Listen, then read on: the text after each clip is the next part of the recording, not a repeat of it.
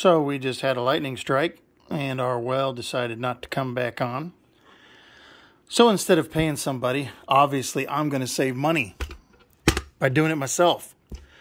So we went out to the pump. When I say we, I mean my son and I. And we took off the old controller, the old control box. It's identical to this one. 1010-2337, 1010-2337. And I'm going to show you what's wrong with it. I have my multi-gauge set on, well, I got it set on microfarads because I'm going to measure the capacitance of the capacitor. I believe the capacitor blew because you can see there's a hole blown in that little diaphragm right there. And there's juice leaking all over. This one's not blown.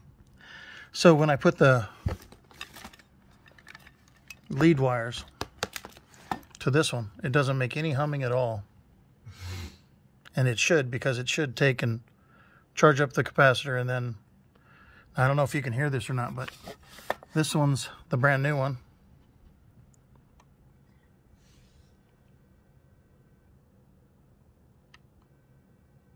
It's actually making a little humming noise. So that's what my problem is. I went under the house and I checked voltage to the switch that kicks on when the pressure goes to below 40. It's supposed to kick on and then it turns off at 60. So the pressure switch was working, it had voltage through it. When I got out to the control box, this is what the control box looks like. Your 220 volts would come from the house to here. One 110 would come to there, one 110 goes to there, and then you ground the wires. And I'll go out tomorrow. It's raining right now. So anyway, and then it obviously it tells you the red wire, yellow wire, and black wire. So it's pretty self-explanatory. And those three wires go down to the well. Again, these are the 110s. And all I got to do is take this good one, plug it back onto my box, and turn the breaker back on. And I saved myself a lot of money from not having to call a plumber or an electrician. All right, so we measured the voltage over there, and it was 110. I mean, 110 each one, so 220 through there. And it's going to seal on there.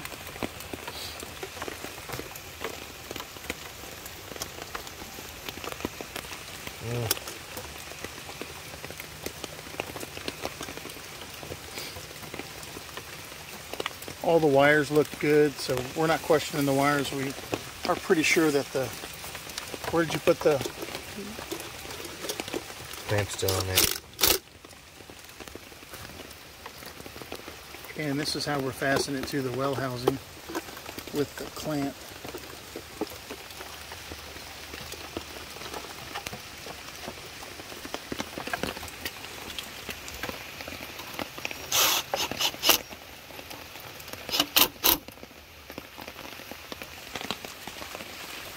Now we just go in and we're going to put air in our air tank, because the air tank, well, to be honest with you, it's got an air bladder that's 15 years old and it's got a hole in it. So every month I got to put air in the air bladder so that my pump runs more than 30 seconds. If your pump doesn't run very long, it will burn up your pump. But that's not the case here. The case here is just we've got a blown capacitor.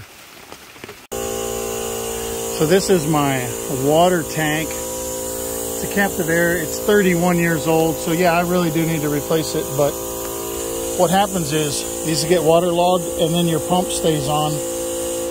Well, your pump literally cycles off and on in short intervals, but you'll notice that where this thing is sweating and how heavy it is, that is really heavy. Means there's a lot of water in it, but you'll see that it's sweating. So it's probably all the way full with water, except up to here. See where the sweat line is?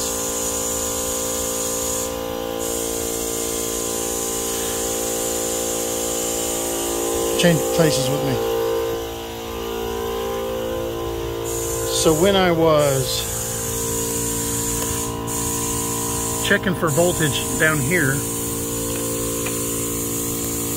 I had not turned off the pump, excuse me, the breaker. So I took this off and I measured for voltage down here.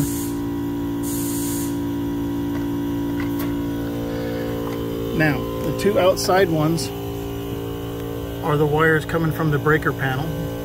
The white one on the far left and the black one on the far right come from the breaker. When this thing says it needs to turn the pump on, the switch kicks on and then it connects those two wires to the pump wires, which are the two in the middle, the white one and the black one in the middle.